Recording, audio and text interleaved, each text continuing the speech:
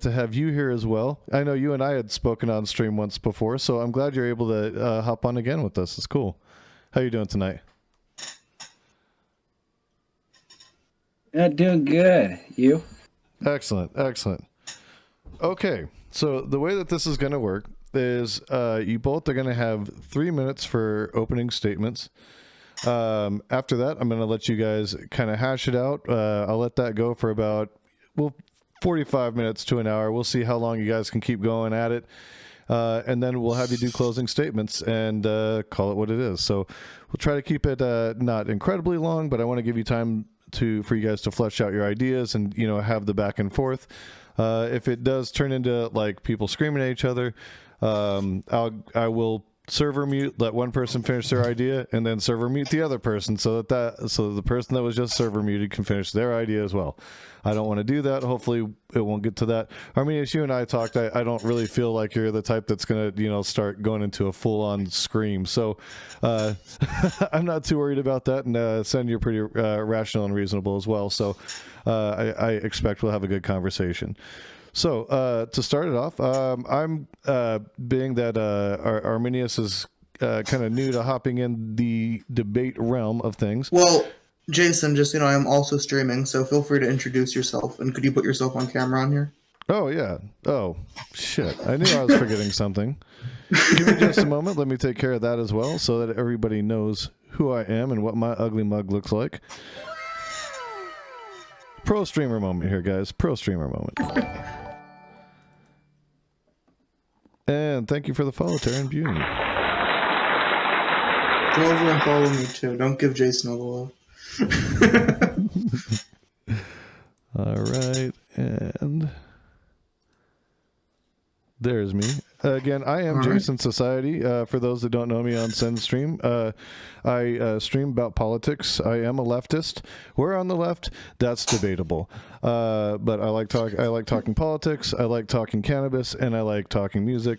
I commonly do dabs on my streams, and I'm not talking about the dance move, kids.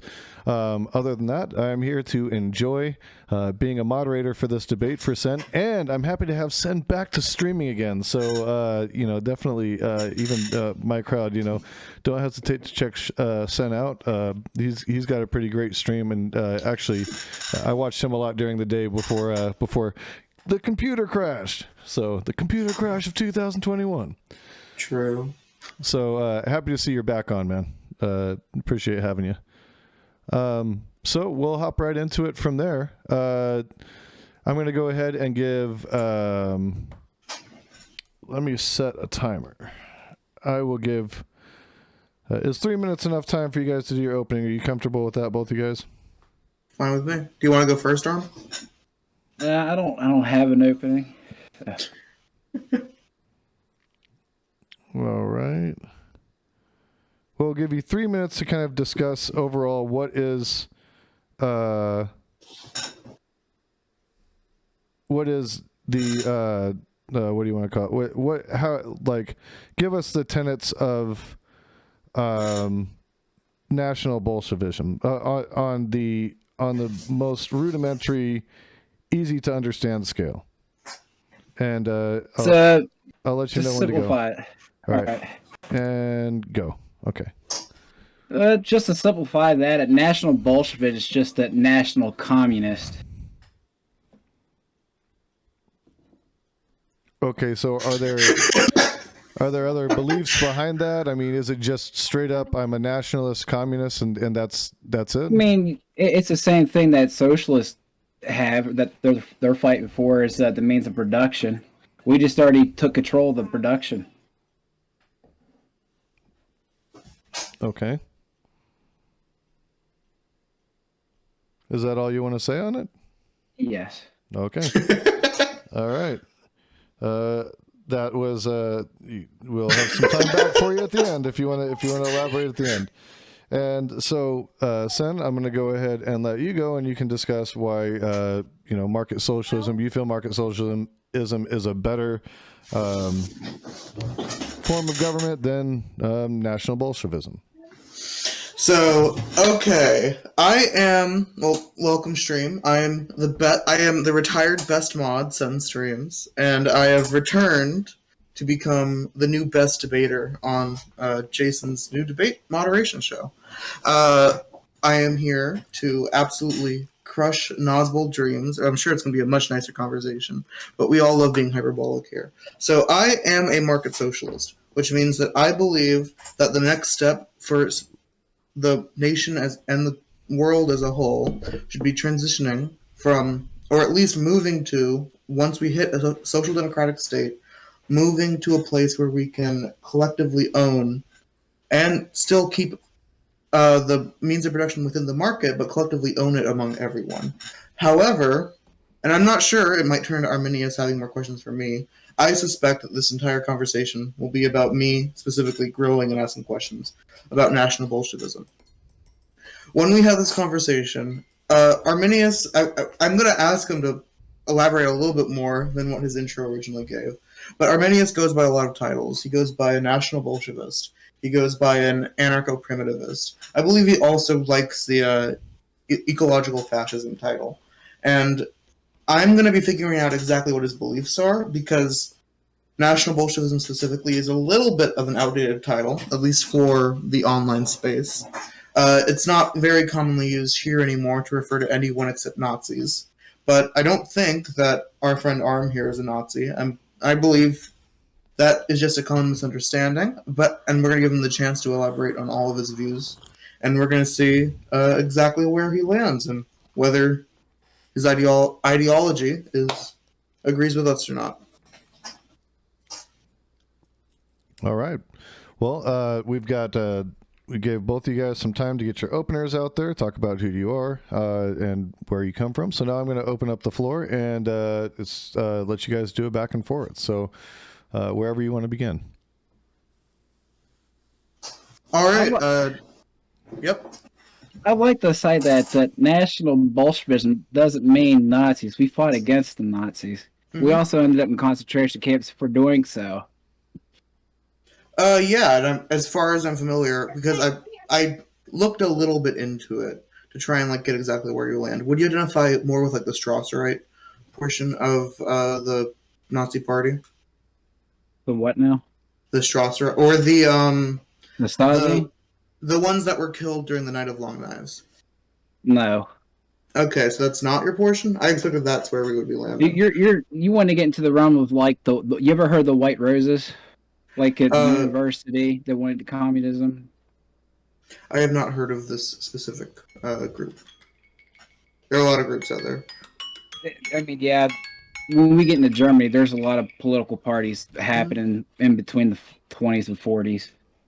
So as far as I understand it, I see us much more focusing on, I guess, the Russia and China aspect of it. I don't think that you're a Nazi. I think it's pretty clear. I guess it's kind of hard for you to clarify because you don't really have a group you can identify with. Would you just describe yourself as a communist, or you ascribe yourself with the USSR or China? I'd be more closely allied with China because they are Nazbols. They're national Bolsheviks too. Because China over there in China, they put nationalism to the forefront because they wanted to compete on the global scale with other nationalist states. So, I guess to get into this, do you have? I assume this is going to be mainly me grilling you. Do you have any questions about me being a democratic socialist and/or a market socialist? No, those terms are just as old as National Bolshevism. That is, market socialist, not so much, but I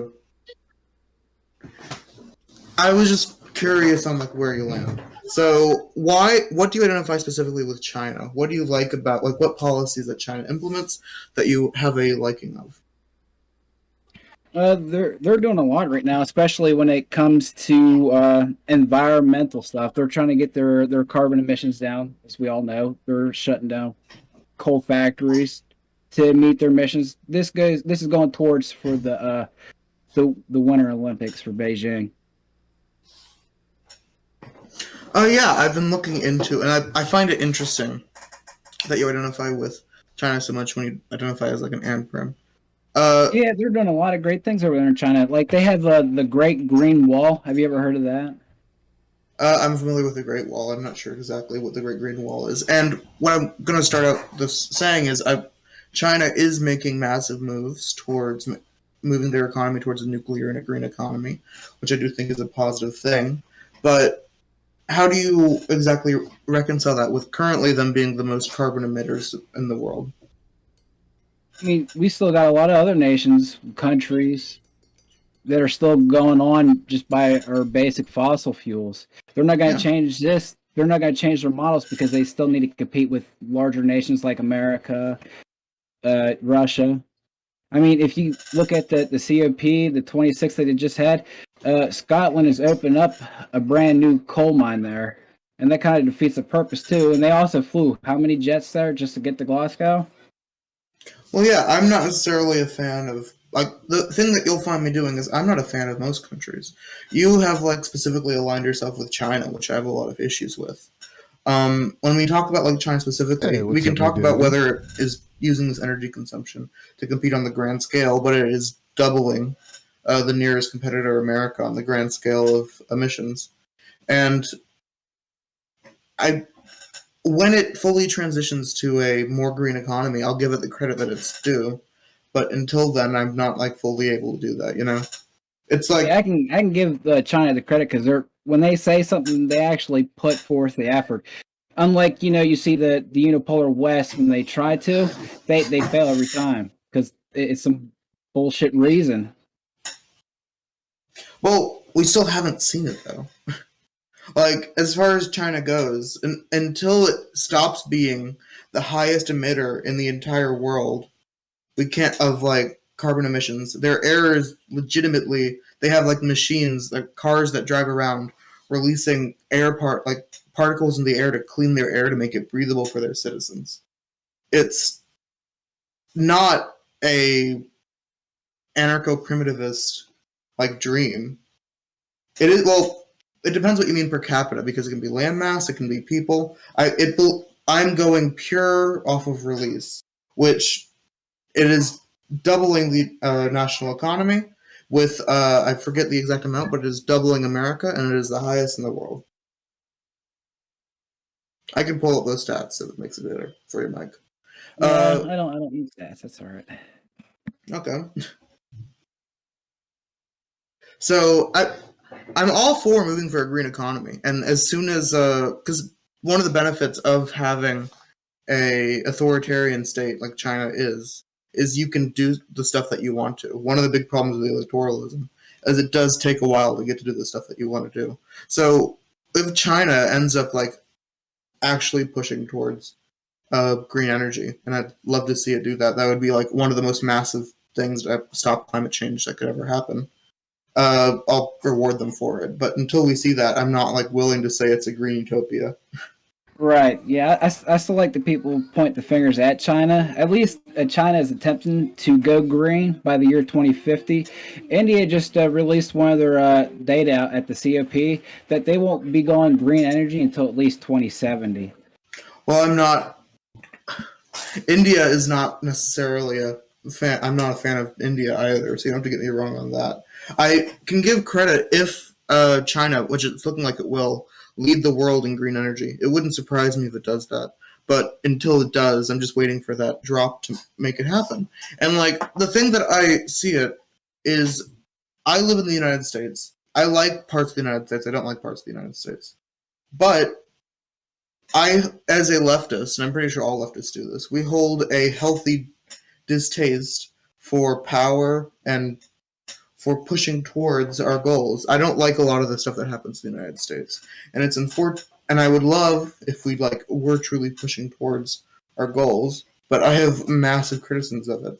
But I don't see it doing much better than China. There are problems with it, and until China does correct itself, and not only is green energy like one of my big problems, but there's plenty of others. That until it like actually gets itself on the main stage, I don't know if you can call it a green utopia.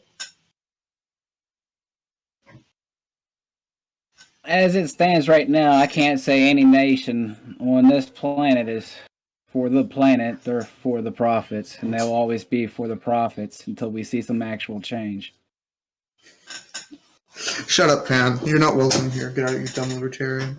But yeah, I think that's a healthy distaste. Like for the systems that I specifically advocate for, what we kind of like look for is I am most favorable towards the like the Nordic countries of what we have right now, even though they also have their problems. But I still have like a healthy distaste of them.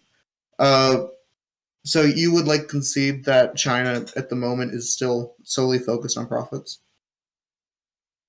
I think China's beyond profits. They're actually in it to help the people. I mean, look at the poverty rate. They had to lower it for the standards of the Chinese people due to the fact that a lot of the Chinese people live out in these rural areas and they can't reach these people. So they had to lower their standards of poverty in order to meet these things. So I think they're moving in the right direction for how they are handling things. As it comes to Nordic nations, they're doing great. I like the democratic socialists that you brought up because the Mensheviks thought the exact same way you did. We wanted to be like Sweden, but the Bolsheviks didn't like that. They didn't want to just stand in socialism forever. They wanted communism right then and there, and they took it. And this is why the National Bolshevik Party actually wanted to overthrow Hitler and get in with the Bolsheviks to aid them in their party and their political parties for Bolshevism over there in Russia. Well, what do you define as seizing the means of production or like what do you define as a socialist seizing the means of production sense? Because I would disagree with any existing country has successfully seized the means of production for their workers. Well, at this time, I mean, do we have any clear evidence that Russia was actually having the means of production for their people? Do we have any evidence of this for Germany or any other socialist states? No, I don't think any of them really have. I think, I certainly don't think Germany or the Weimar Republic ever achieved socialism. I don't think Russia. Yeah, I don't think Soviets ever truly shared their shared the means of production with anyone else, and I don't think China has either. So, what do you mean they've successfully seized the means of production? When you actually take control, when the party actually takes the control of the manufacturing process, the workers. Yeah, but you can take control of the means of production, but that doesn't mean you do good things with it. And I wouldn't justify any nation that has seized the means of production. I can agree with that. I mean, have you seen Hitler? I mean, Germany was pretty left for its time until Hitler got in and started shifting the whole narrative to a right. Yeah, I mean, then why do you defend? I don't understand why National then you defend these groups. We're not defending Nazis. We wouldn't defend the National Socialist movement, sir. I would say defending China. You mean defending nationalism? Yes, or specifically defending them on the grounds of being socialist. Well, for National and Bolshevism, they believe in a strong nation or a strong state. That's what these parties believed in because it's the camaraderie or the camaraderie. I'm pronouncing that. Mispronouncing it, my bad. They like that because it was tight knit and they knew what they were doing. It was like a family to them. Well, if we're just evaluating nations on the advantages of having a strong state, that's not. You could easily levy that on America as well, or you could levy that on the British Empire, but that doesn't mean that was a good state. I wouldn't solely justify it on the strength of the national interests. In fact, I would say it's mostly opposite. The national interests are usually against the greater good. Why is that? I mean, America's doing pretty good, and I mean, they're pretty nationalist. They're pretty much actually lined up with fascists because America's turned out pretty anti-Semitic. Since after World War II, and that's pretty shameful just to do all that for nothing, go help out the Jewish community there in Germany and turn around and shit on them. Would you consider the United States a preferable society just because of how strong of a nation it is? Yes, because everybody came down. We said we don't give a shit about race. We don't give a shit about each other's cultures. We're here to defend this nation, so everybody can have this equal belief that we have this shared in values like freedom of speech and right to bear arms. Even though I'm against the right to bear arms, I mean, you're not seeing the killings with the guns. People Well, kill people. Guns don't kill people. that aside, because that's an entirely separate topic, Yes, I know. I don't really think America is like the greatest. Like, I don't justify America on doing well purely because it has a strong state. Like, we have the strongest military, but we also underserve our people massively, especially compared to the preferable countries that I would see in our current society. Would you agree with that? I'm like confused on like, I guess this is a split between your nationalism and your Bolshevism, because America is failing if you're like looking at it from a how well it can serve its citizens. But I don't judge a society based on how well it how strong it is nationally. You can I have think nationalist tendencies, whether it be in the state or city states. That's just the thing. It's or even your own hometown. It's just that thing. You have that patriotism to that town or Pacific area that you have. That's kind of the thing about nationalism. well, I guess that might be a good place to start. I do not like nationalism. I think the idea of putting your people or like the people around you over the rest of the world is incredibly harmful. I mean, has any nation? I mean, all nations do it, Yeah, but that doesn't mean it's a good thing. but all cultures are equal. We shouldn't be stepping in those cultures, regardless of what they believe in. So, okay, how far would you justify for a reasonable culture to go then? See, I can go far for the Islamic community going to as far as Islamofascism. That's how far I want to see the Islamic community go because of all the shit that we done over there in the Middle East. And we Well, kind of made them fascist. well, I can agree with our interference as like radicalized, and that doesn't justify their actions in any capacity. So you want to change their culture just for the simple fact that it has a lot of bads in it? Or you just think it has a lot of bads into it?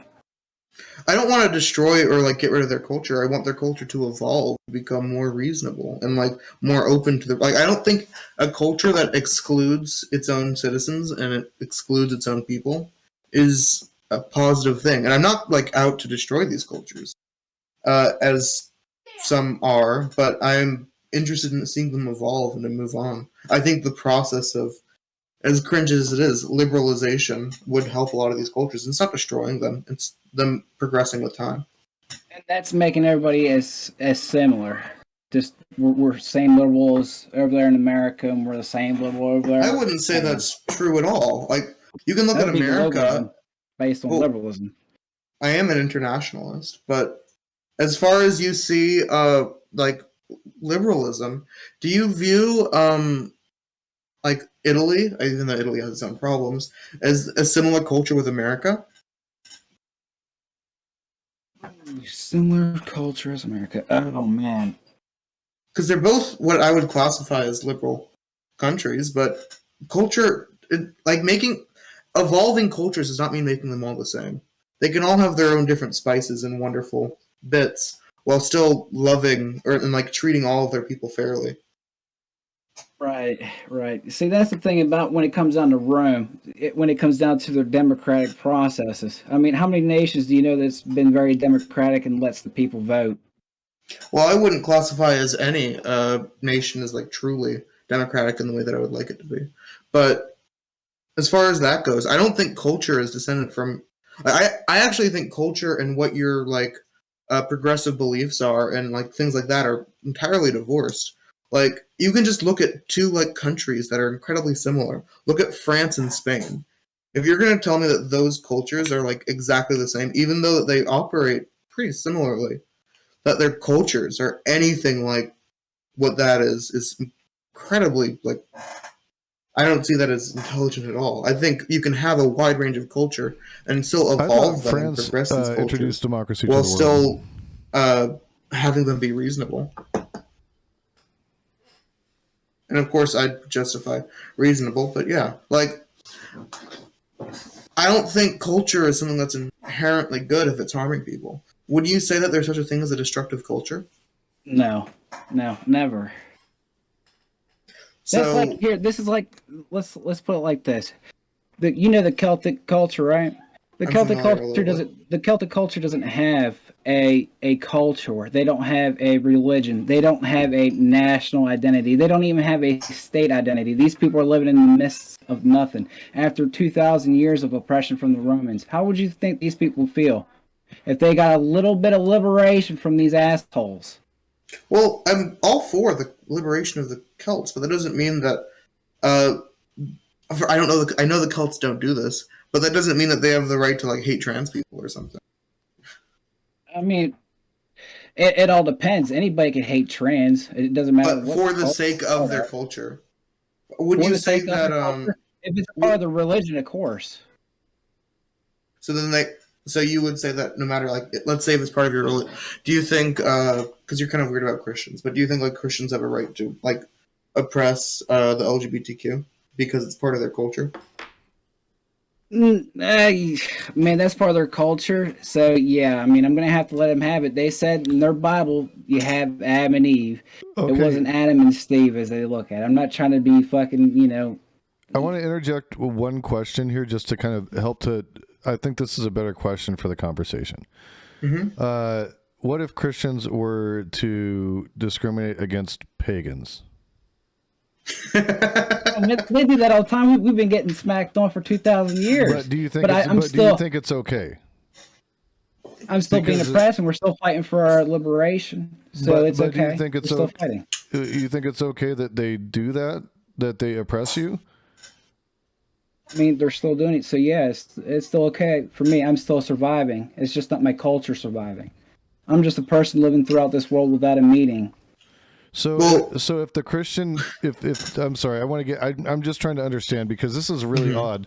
Because that's what I'm trying. That's what I want to focus on. Yeah. What you're saying right now is that you're okay with the demise of your own culture, because there are some that are still fighting, and it's okay that they hate your culture and would do things to hurt your culture. Yeah. Do you realize pagans didn't have terms for the homosexuals? We didn't have terms for this. We had orgies. We didn't give a fuck, what you had. That's a little bit of a. I guess I'll focus on that point. It's a little bit of diversion. Are you? So you're okay with? I guess in this case, cultures genociding other cultures if it's part of their own culture.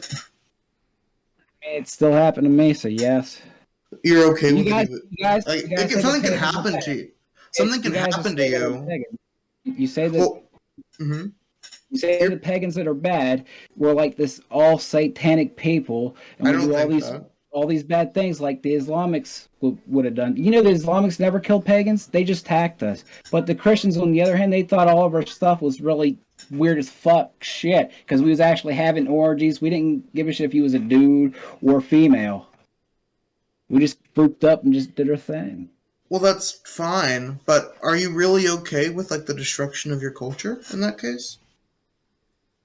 It seems like you want to like have your culture flourish, but you're okay with other groups destroying them because it's part of their culture.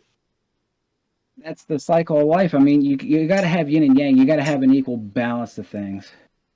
If one thing gets too bad, here comes good. And if good is too good, then here comes the bad.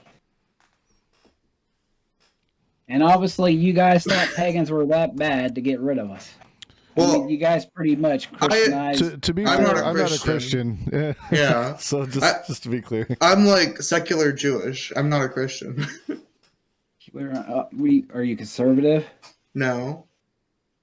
Secular? I get the secular part with the one God thing.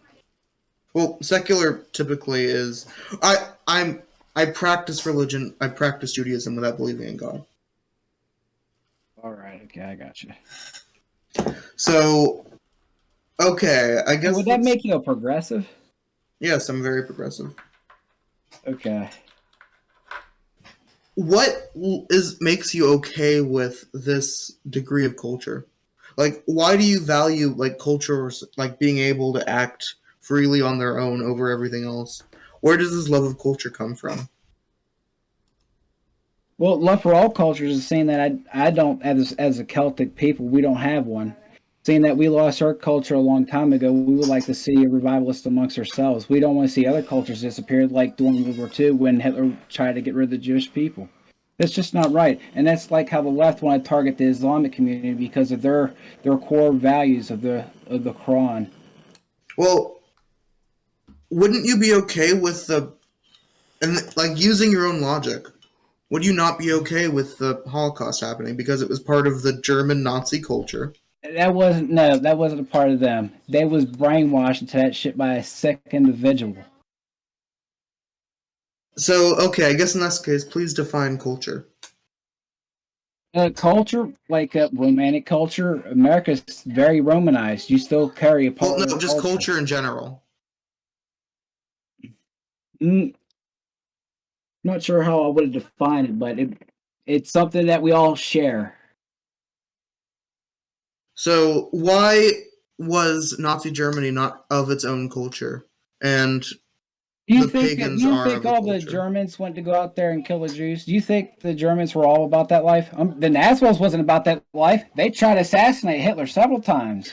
Even That's the not what I'm KGB. saying. I'm purely interested why this is a culture, like why one thing is a culture and why this is.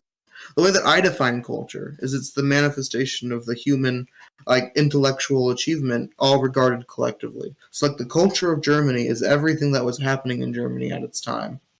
And that would include the Nazi resurgence, unfortunately. And I think that would be a great example of a culture that was not justified in its own beliefs.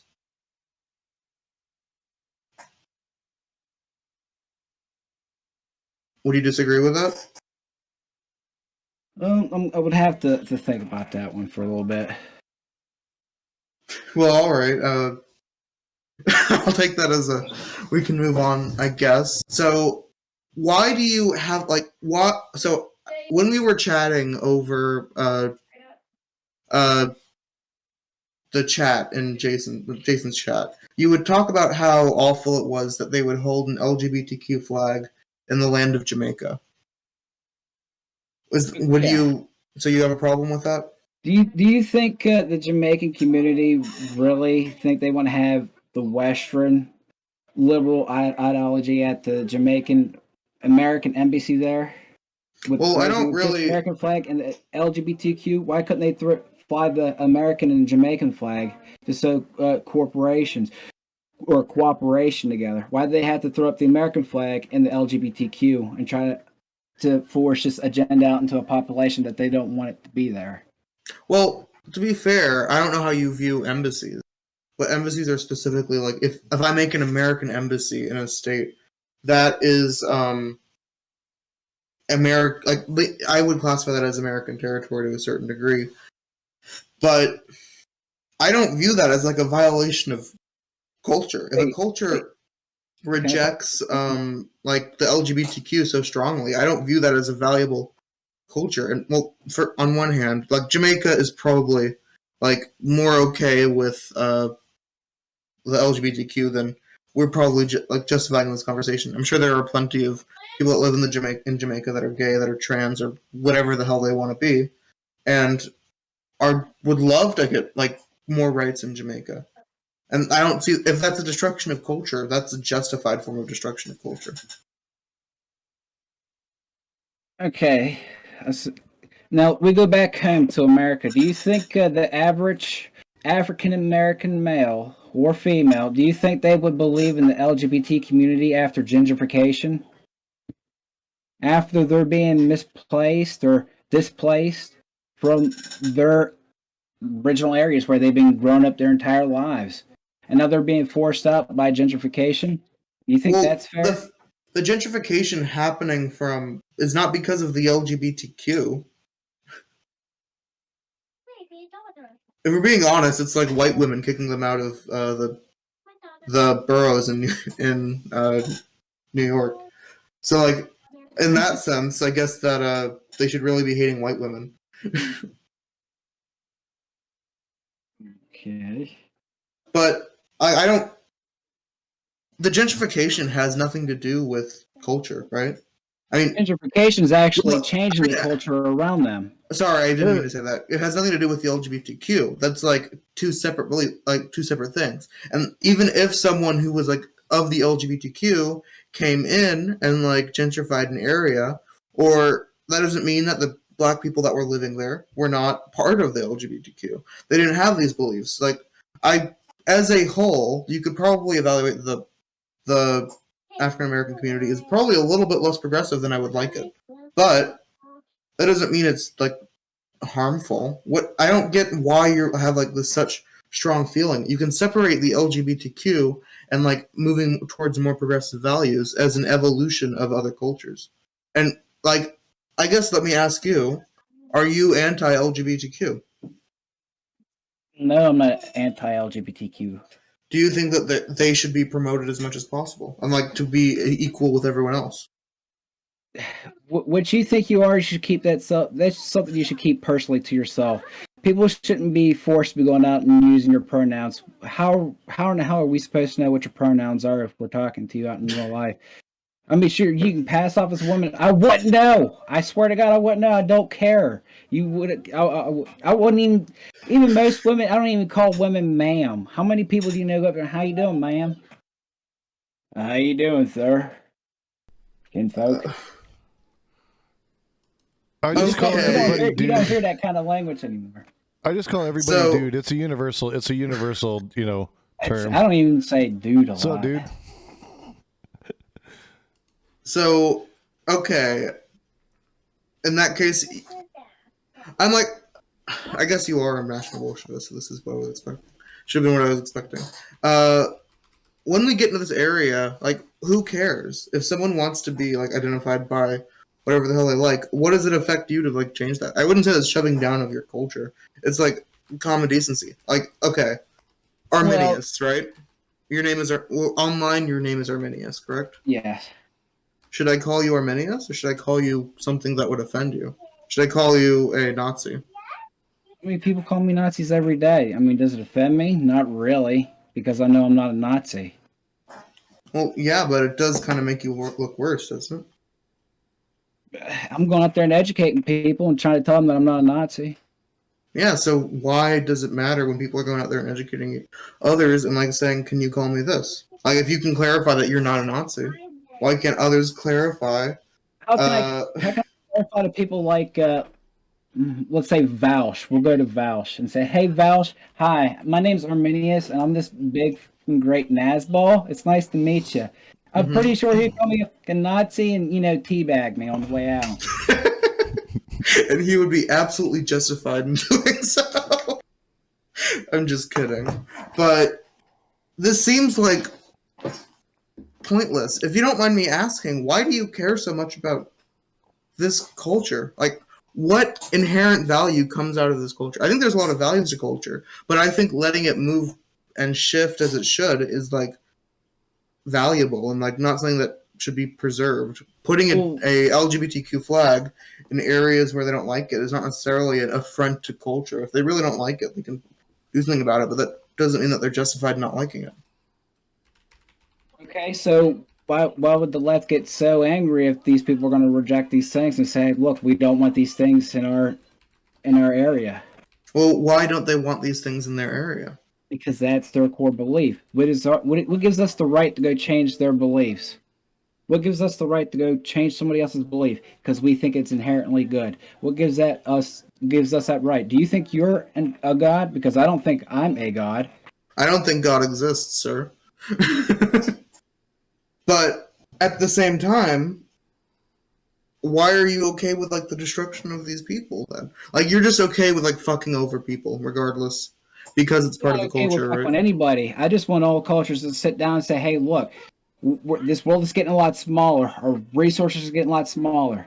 If we can just sit down and stay more collective and just not fuck with each other's cultures like wokeism is in America, would be great. Just don't try to change us. We'll all be happy. We'll even trade with you. Well, I don't think that really means much when the people within that culture are not really happy. Do you think the gay people within, I guess, we'll pick a Middle East country, it's probably, let's say Syria. Do you think the gay people within Syria are living their best lives right now? No, and if they really want to move, that's why there should be open borders. You can still be nationalistic without borders. These people should be able to freely move to an area where they can find themselves safe.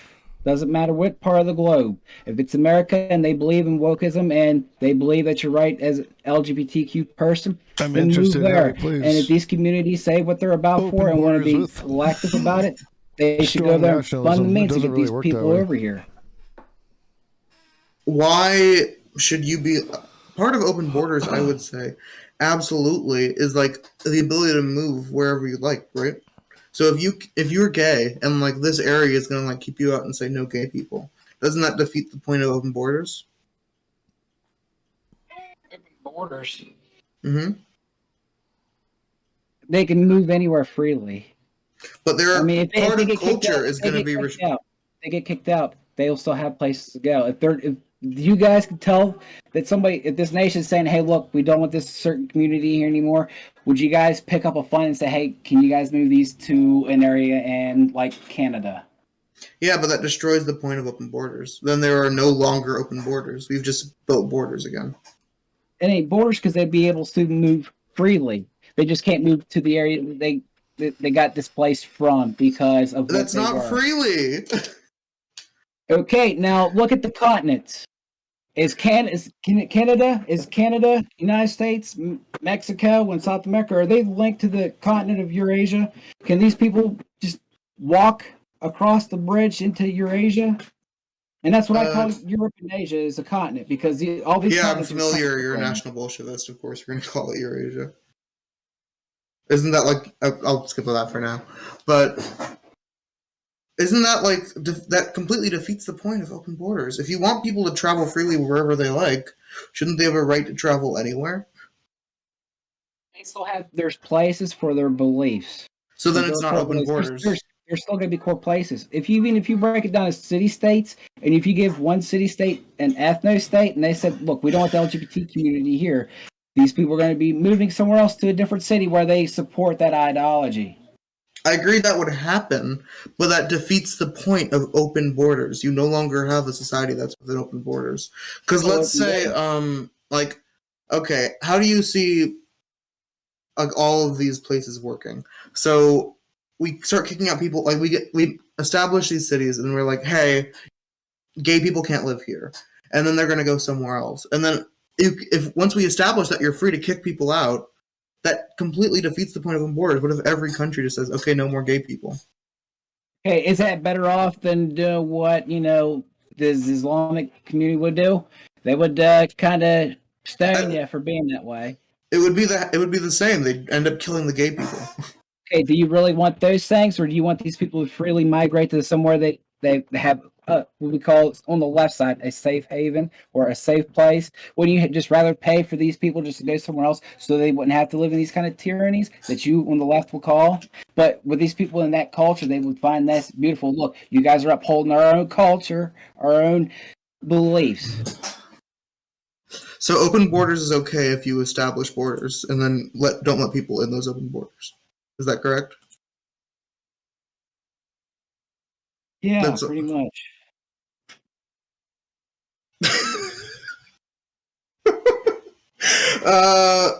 I think that's pretty much it. That's all we have to go from there. We can move on to the next section.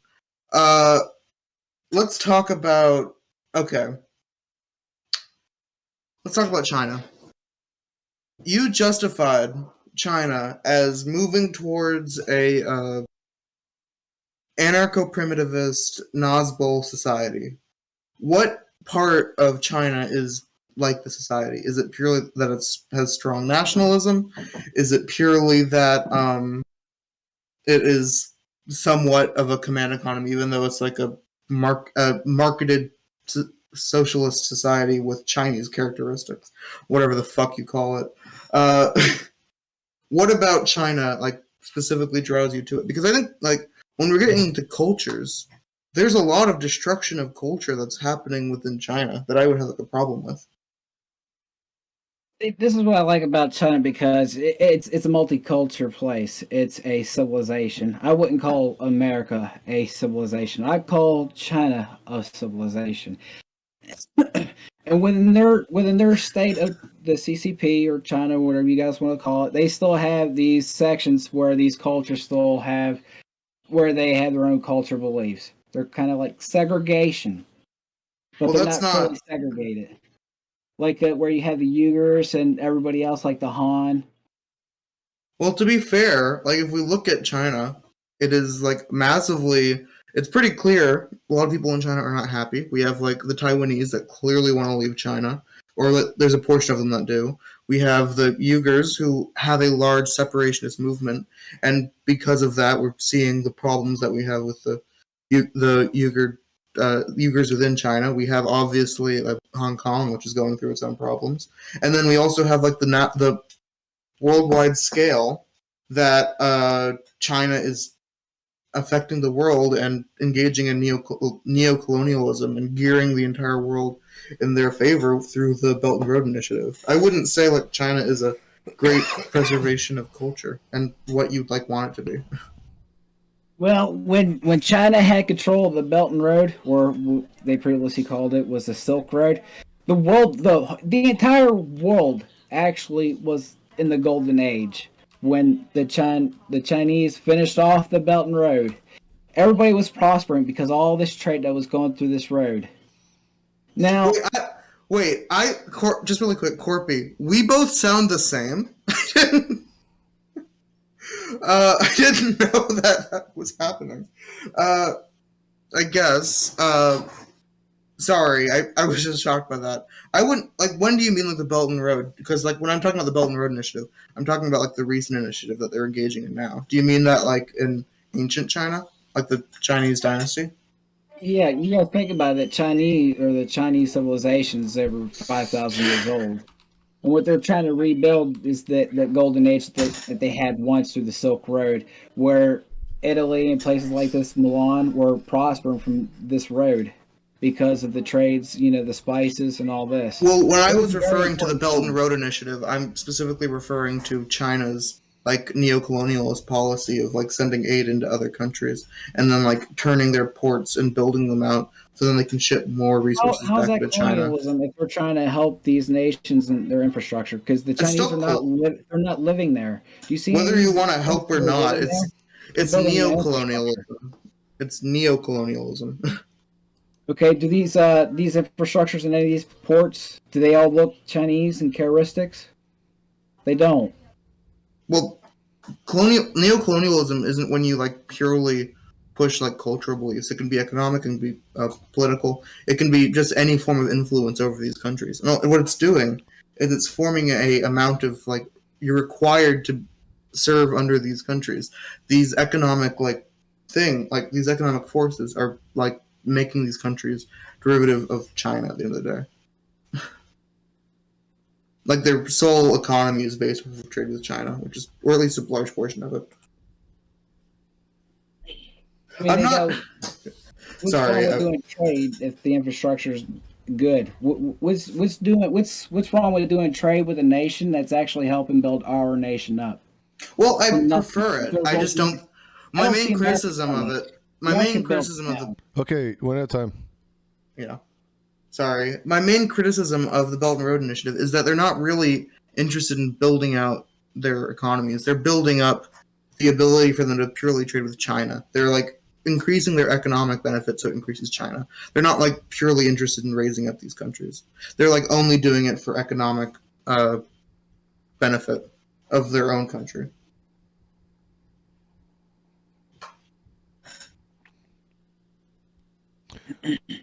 So, what would be the point of China shelling out so much cash that can obviously put them in debt? Hold on.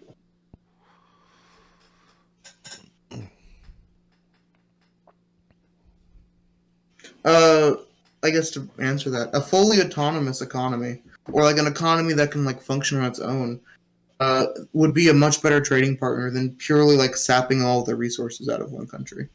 They like are much better trading partners. Like I would much, for example, the United States benefits from trade with the first world far much more than it benefits from trade in the third world. But they can gear these third world countries to just sap the benefits out of all of them and kind of just leave their economies to fail. We can like look at, for example, Venezuela is a great country to look at. It was like a big oil trader, and as soon as the cost of oil sunk, their economy fell in the trash. True.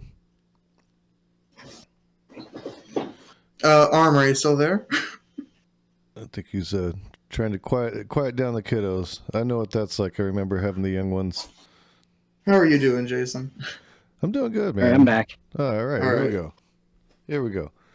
I guess I'll rephrase what I just said. So, the benefit of like truly raising up these economies and like getting them truly stronger and better is you benefit more from trade with a fully functioning like first world economy than you would from purely sapping all the resources out of like one country.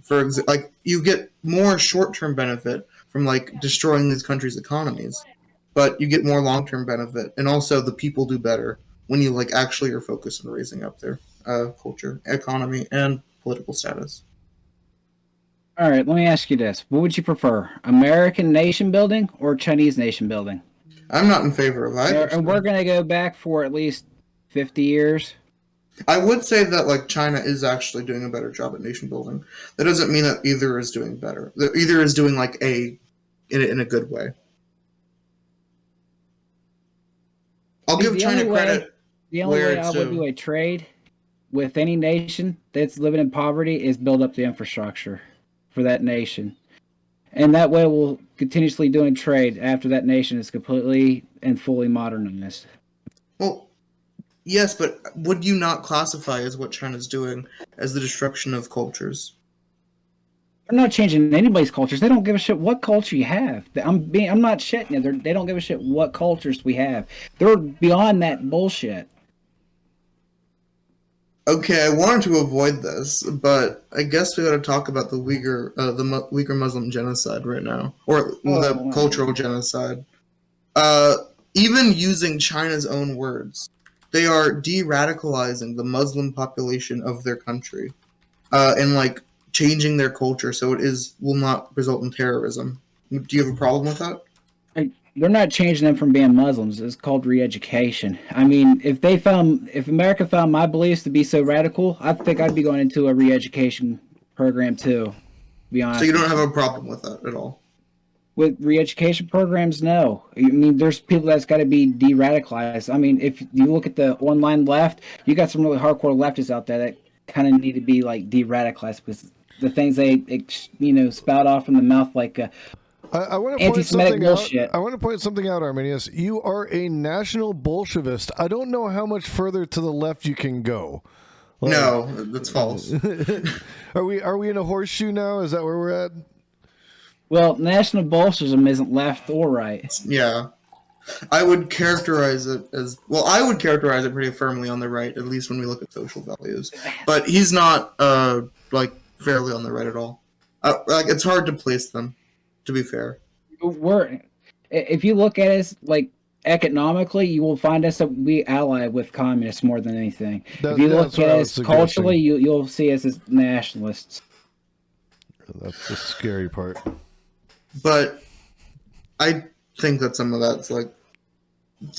I'm curious because your definition of culture is so flexible that it applies to anything that you don't like, but applies to nothing that you do like. So re-education camps, like significantly changing the views of these people, is not the destruction of culture. But putting a LGBTQ flag in Jamaica is the destruction of culture. Is that correct? Yeah. Why don't you elaborate on that a little bit? Elaborate on yes. that. Well, what's the difference? Okay, look at your wokeism in America. You see how it's changing people's cultures right there, right now? They're displacing, the white American. Whites are not going to be a majority in America by 2050, by all means. And if you look globally at the white race, you guys are only 16% of the global population. And yet you guys have this wokest idea of coming in here and changing you guys. And this is also going to drive down your population rate, too. Do you guys not want to exist in the next 100 years at all? That's a culture that's worth preserving too. I don't view the whites as a single culture. That's not how we work. Not all whites are white. That's what I'm trying to point. Not all whites are white. This is what the left think, that all whites are white. I'm Eurasian because I come from the continent Eurasia. Europe and Asia is one continent. So wait, to clarify, you believe that the changing of demographics, where white people in America will become a minority, is the destruction of culture, and that should be prevented.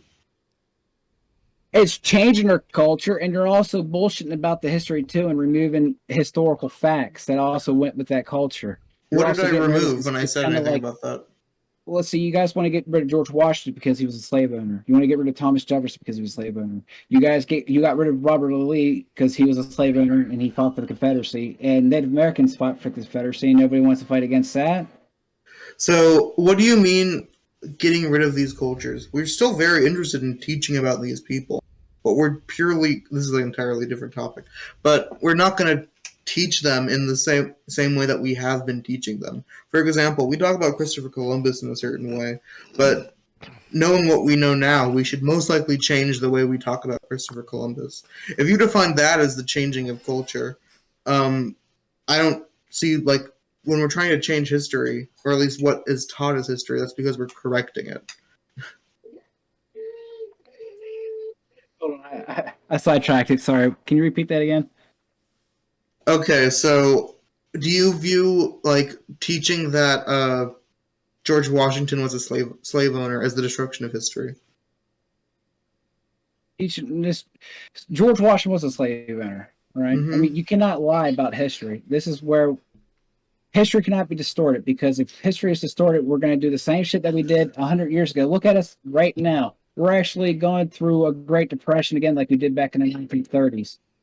History's kind of repeating itself, even after 100 years later. You guys don't see the resemblance because you guys haven't lived through that. So, really quick, I'm going to ask it again. Do you view teaching George Washington was a slave owner as destruction of history? No. So then, what problem do you have with the wokest left, the wokeism in that case? Removing George Washington completely from the historical records. I don't think anyone's interested in. He was a slave owner. I don't think anyone's interested from removing our first president as the.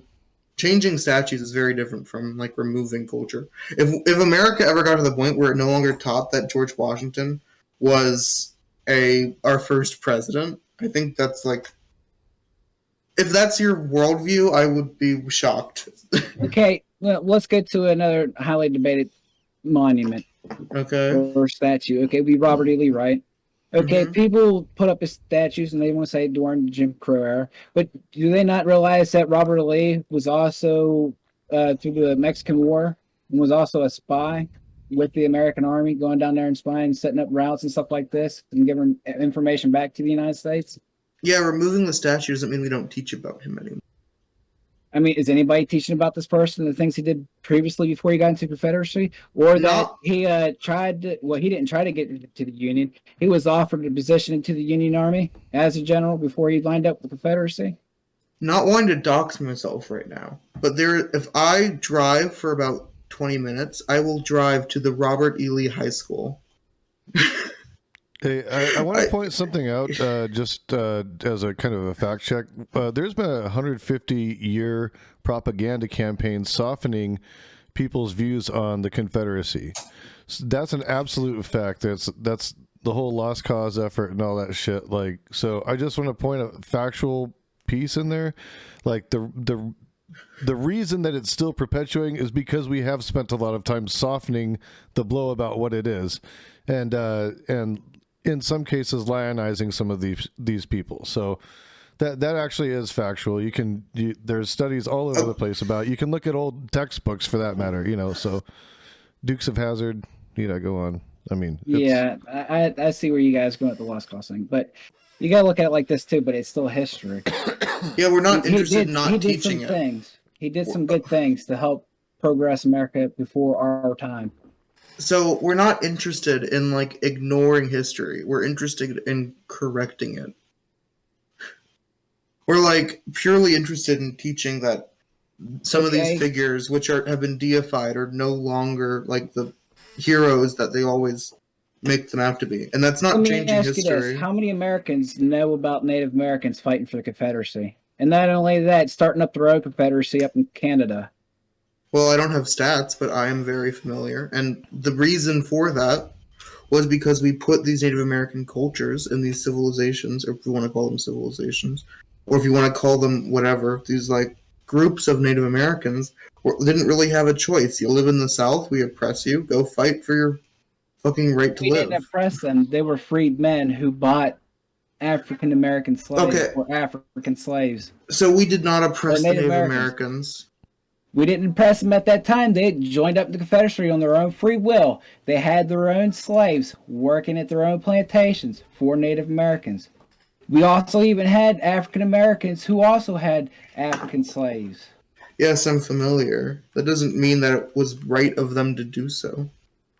So, but yet we're going to sit there and point at one specific thing because someone, hey, look, that's a white guy and he's just an oppressor. But that Native American did the same shit. We're not going to say nothing about that. Holy shit, man. That's the hypocrisy there. What do you mean? If you want to advocate that we teach the whole history as it should be taught, I'm all with you there. But it goes both ways. I'm not interested in erasing anything from the history books. And to be fair, it's hard to teach everything in a school, so that's also one point. But what I'm purely interested in doing is correcting the record.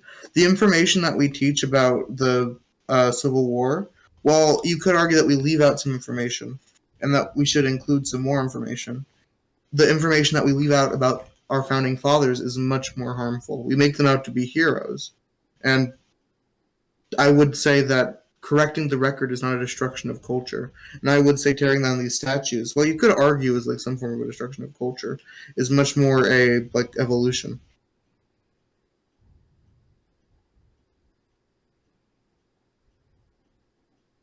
Hey, if you want to go around teaching how like terrible the Native Americans were during the Civil War, you're free to teach about that.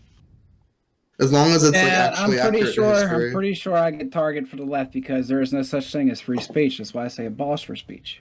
Just get rid of it. Nobody likes to hear these things. Just Can we stay on topic? Just get rid of it.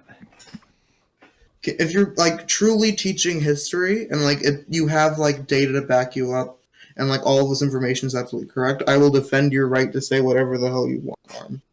No matter what like scary lefty comes after you. I will defend you from them, okay?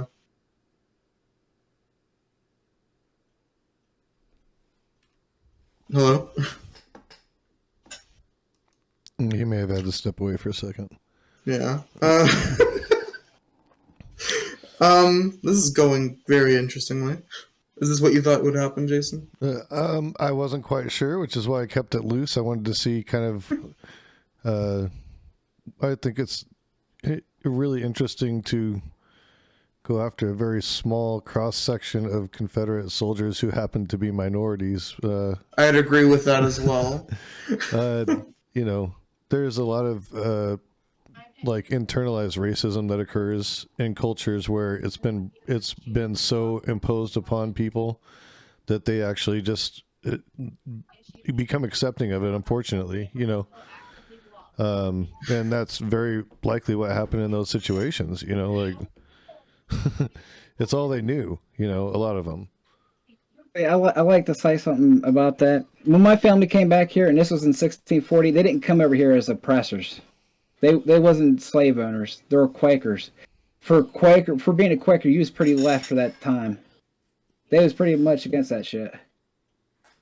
Yeah, when we talk about and not only that, they came over here. A lot of people came over here to America is because they was being oppressed because of their religious values over where they was being prosecuted for their religious beliefs. So yeah, when we specifically refer to a group as oppressors, we can talk about individuals not being oppressors, or you can talk about whatever the hell you like, but it is undeniable that the Native Americans have been oppressed throughout their entire history within the United States. I didn't say that you oppressed them, but I'm saying that they have been oppressed. Yeah, but now if we're going to sit there, we're going to talk about the oppressors, how far back in the lineage do we got to go back to figure out who is an actual oppressor? As far as you'd like.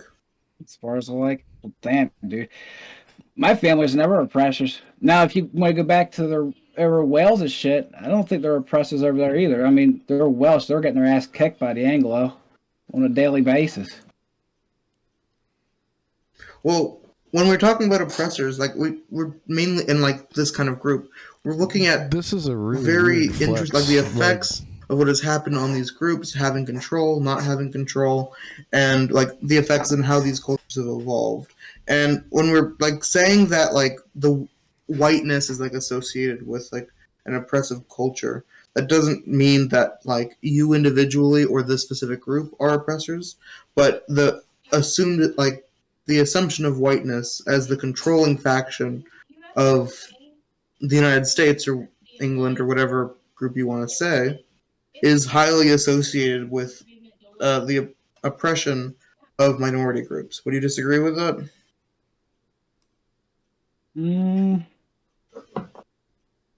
I don't know. There's a historical context between oppressors. Anybody could be an oppressor. At different times, sure. Okay. All right, so we've gone on for quite a while here. I'm gonna go ahead and let you guys each kind of have your closing statements. What I'd like to get from each of you is maybe to bring it back around a little bit, and I'll give you guys time to expound. Take as much time as you want, and but talk about why you think your system or style of governance that you want to implement is better than the others. So, for example, Sen, why is democratic socialism better than National Bolshevism? And then I want to hear from Arminius why National Bolshevism would be better than democratic socialism. Yeah. Sound good? Do you want to go first, Arm? No, you go ahead. All right. So I guess like to briefly discuss on this topic, I hold a healthy distrust for all existing states and governments. I do not think that any nation is moving in the direction that I would truly like it to. I think that there are some cultures, like the Nordic countries, which are probably getting the closest towards what I would see as a preferable society. But I would not categorize China in that group. I think China, as we've seen it right now, is an oppressive group that is destroying a lot of cultures from within and without. We can see that from the Uyghurs, from their re-education, as we demonstrated here. We can see that from the destruction of Taiwan. We can see that with their Belt and Road Initiative. We can see their promotion of the North Korean regime. We can see that with the promotion of their like secure of Hong Kong. And I would like justify anyone that. And then even if we get into like the environmental aspects of it, even if China is moving in a positive direction, they have historically been the worst emitter in the history of the world. And until they truly make that switch, we shouldn't like reward them for it. When I look at like my society and what I would like to advocate for, I am purely interested in bringing as many rights to as many people as possible. Whether it is the LGBTQ in Jamaica, or whether it is whether it is the LGBTQ anywhere, or whether it is just lifting us up, increasing our democratic ability, and putting as much resources in the hands of as many people as possible. And that's what I think my system would do. And I think that many countries, such as China or Russia, and any countries that Arminius has or Nazbol would generally support, has failed to do that.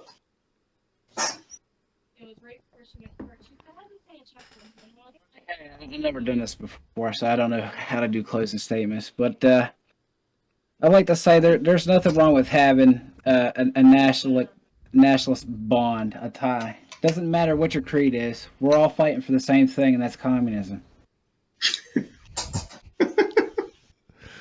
Right on, brother.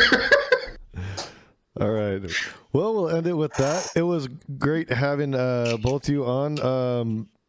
Do you want to go ahead and plug your channel, Sen? I know. I always like to give that opportunity if you want to plug that channel. Sure. So I am retired best mod, Sen Streams, and if you want to come follow me, please come to that link. I'm streaming right now, and I am obviously the better streamer than Jason. You can see by this amazing camera quality and the fact that there is no mic covering my face, but you can still hear me perfectly. And open borders is when no borders, and not when you have borders. Thank you. All right, great. Arminius, are you going to get a Twitch stream up, or are you just doing anonymous panel appearances for now? I'll just sit here and watch. All right. Sounds good. Well, again, it was good having you both on for this. This is my first time modding, and you made it really easy for me because you guys didn't talk over each other. I thought it was a really good conversation. You guys got to drive down a few different avenues to discuss, your ideologies. It was enlightening, I think, for a lot of people. So I appreciate you guys taking the time. Yeah, it was a pleasure talking to both of you guys. All right. Take care, guys. All right. So that was that. How about it?